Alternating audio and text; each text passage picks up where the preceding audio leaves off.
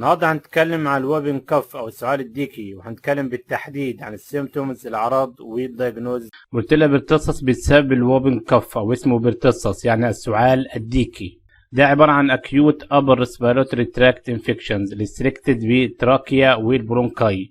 هنا بدايتها بيقول لك مفيش فيكتورز، تمام، هو بيصيب الهيومن اونلي، تمام. ترانسميشن باي ريسبيراتوري روت اللي هو عباره عن اكيوت ابر ريسبيراتوري تراكت انفكشن، تمام. ممكن ينتقل من حاله كيس، يعني انسان يبدو عليه اعراض، قلنا الفرق قبل كده، الفرق بين الكيس والكارير، او ممكن بانسان كارير يعني لا يبدو عليه اعراض زي مثلا من مظهر الانفنت. غالبا الوبن كف بيصيب الاطفال، قليل ما الديزيز الوبن كف يصيب الادلت، تمام. ممكن يكون اورجانيزم موجود بس كارير، يعني لا تظهر اعراض في الادلت الا لو الادلت ده اميون كومبرومايز. طيب هنا بعنوان كلينيكال بريزنتيشن. كلينيكال بريزنتيشن يعني المراحل، تمام. في 3 مراحل للوبن كف. بدايه قبل ما نتكلم عن المراحل، انكيوبيشن بيريد عباره عن اسبوعين، يعني بدايه ظهور الاعراض بتظهر بعد اسبوعين من الانفكشن، بعد ما الاورجانيزم يروح يعمل انفكشن واتاشمنت تظهر الاعراض بعد اسبوعين، ده انكيوبيشن بيريد.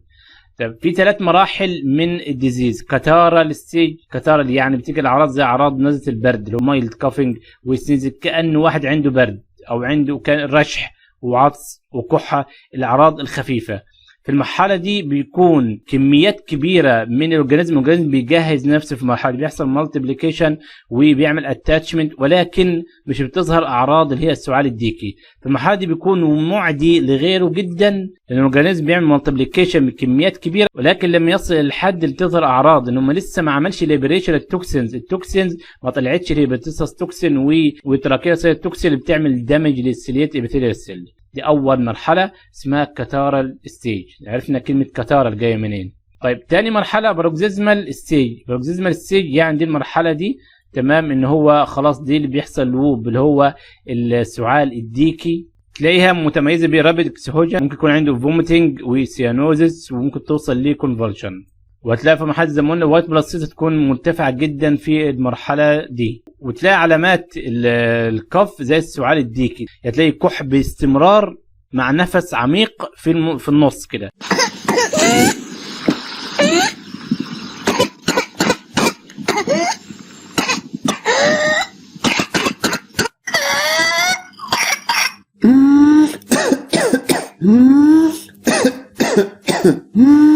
كف في الوبن كف بتقعد من 4 إلى 6 أسابيع، بتقعد فترة عبال ما تخف. لو حصل المرحلة رقم 3 هي كونفالسنت ستيج، هي مرحلة النقاهة، يعني ممكن يحصل ريزولف للانفكشن، تمام.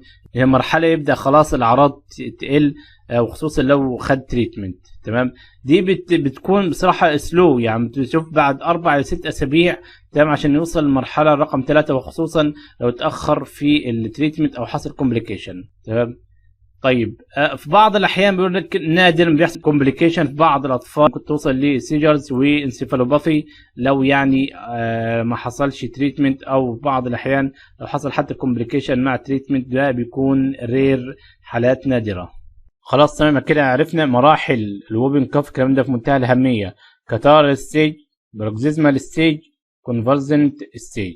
كاتارال ستيج دي زي نزله البرد، رشح وعطس، بيكون الاورجانيزم بيعمل مالتيبليكيشن اللي ما فيش اعراض اللي هي الوبن كف. ده بسبب ان هو لسه ما عملش ليبريشن التوكسينز اللي بتعمل ديزيز، ما حصلش دامج للسيلياتد ابيثيليال سيلز ودامج للريسبيراتوري يعني ابيثيليال سيلز. تاني مرحله ده دي بدايه خلاص ظهور الاعراض، تمام. بروكسيزمال ستيج اللي هو الوب اللي هو بنتكلم عليه في تاني مرحله، ممكن تقعد الكف من 4 ل 6 اسابيع. ممكن يحصل كونفالسنت ستيج، يعني مرحله النقاهه يبدا يخف، تمام، ولكن بعد 4 ل 6 اسابيع.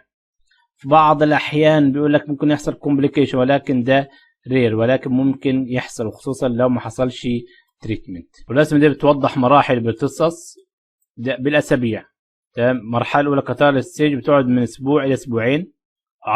الاعراض زي ما قلنا اعراض نزله البرد، كومن كولد يعني ران نوز، لوجريد فيفر، تمام، مايلد كف، وبتكون معديه جدا المرحله دي، ان هو بيحصل مرابط مالتيبليكيشن البكتيريا. المرحله الثانيه بروكسيزمال ستيج، تمام، دي ممكن تقعد من اسبوع الى 6 اسابيع، ممكن توصل 10 اسابيع، ودي مرحله الوبنج كف، تمام، ممكن توصل كف وسيانوزس وفوميتنج. وتالت مرحله كونفالسنت ستيج تمام من اسبوعين الى 3 اسابيع، دي بيكون يعني مرحله النقاهه يبدا يخف الطفل وخصوصا مع التريتمنت. طيب هننتقل دلوقتي لعنوان لابوراتوري دايجنوزيس. نازوفرنجيال سواب، لانه الاورجانيزم موجود في السيليتد ابيثيليال سيلز، كولونايز سيليتد ابيثيليال سيلز اوف ابر ريسبيراتوري تراكت، لازم تشوف المعلومه دي، سيليتد ابيثيليال سيلز اوف ابر ريسبيراتوري تراكت، فبالتالي بناخد سواب من نازوفرنجيال. بس بعد كده بناخد السواب وبنحطه انكوليشن على سيلكتيف ميديا زي ما هنعرف انواع الكالتشر ميديا.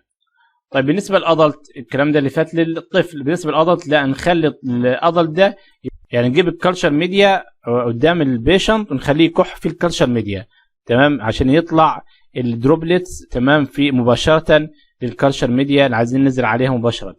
طيب هنا انواع الكالتشر ميديا، يعني في بوردة ينجو تمام، ده بوردة جاي من الاسم العالم اللي اكتشف الكالتشر ميديا سمى البكتيريا على اسمه اسمه بوردت، فسمى الاورجانيزم بوردتيلا تمام. ده عباره عن بوتيتو انفيوجن اجار مع جليسرول اند شي بلاد اجار، وفي انتيبيوتيك عشان تعمل انهبيشن او كيلينج للنورما فلورا. احنا واخدين نازوفرنجيال سواب فمليان نورما فلورا، فالاورجانيزم الميثيسيلين او السيفلاكسين موجوده في الكالتشر ميديا عشان تعمل لي كيلينج للنورما فلورا الموجوده في السواب. بعد كده في ريجون لو، ده ثالث ميديا عباره عن شاركول برضه ويز هورس بلاد اند سيفلاكسين، ده عباره عن ده عباره عن سيلكتيف ميديا لبوردتيلا بيرتوسس. وهنا قايل لك فايده الانتيبيوتيك ان هي انهبت اذر ريسبيراتوري فلورا. طيب الدايركت فلوريسنت انتي بودي تيست، فلوريسنت انتي بودي ايجنت تمام، ممكن بنعمل ديتكشن نازوفرنجيال سواب، يعني نازوفرنجيال سواب بدل ما نعمل له كلشر تمام على كلشر ميديا ممكن نعمل بالدايركت فلوريسنت انتي بودي تيست زي ما شايفين المنظر ده، ونشوف تحت الميكروسكوب. ممكن نعمل ديتكشن بي سي ار، ده موست سنسيف يعني افضل دياجنوزيس البي سي ار. تالت حاجه ممكن نعمل بسيرولوجي بالانزيم اميونو اس سي. ولكن هنا في معلومه مهمه في السيرولوجي، احنا لما عايزين نعمل سيرولوجي انتيجين انتي بودي رياكشن لازم في بين الاسبوع الثاني والرابع. طب ايه السبب؟ عشان الانتي بودي ما بيطلعش في الاسبوع الاول، يعني انتي بودي تطلع بدايه من الاسبوع الثاني. فلو واحد عنده بورتيلا بيرتوسس عنده وبك كف، فانت عملت سيرولوجي في اول اسبوع هتلاقيه فولس نيجاتيف تمام، السبب ان هو اصلا لسه الانتي بودي ما طلعتش من الجسم.